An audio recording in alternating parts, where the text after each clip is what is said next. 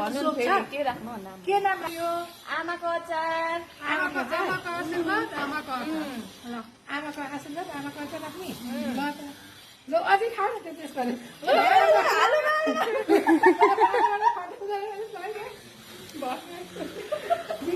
खतम गरेर आमा अचार चाख्न यहाँ आमाको अचार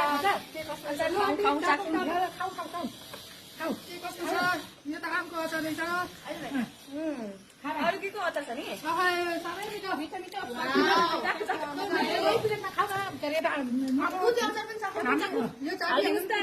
अब यो गीता अचार लु मिठा त मिठो छ खाने मजाले मजा आउनु छ ल भाइ खा नामी नामी ल खा नामी नानी स्पाइसी रहेछ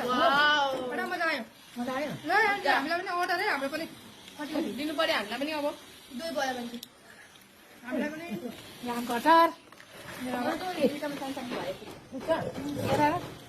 यो खुर्सानीको सानो मसला हालेर यो नागा मिर्च भन्छ कि त्यसलाई बनाइदिएको क्या मैले त्यसलाई मसला हालेर साह्रै मिठो भएर अब यहाँ सन्तोषीले पनि साह्रै मिठो भएर आउँछु के के मसला हाल्नु त्यो मसला मलाई पनि बनाइदिनु भनेको छ यहाँ सन्तोषीले पनि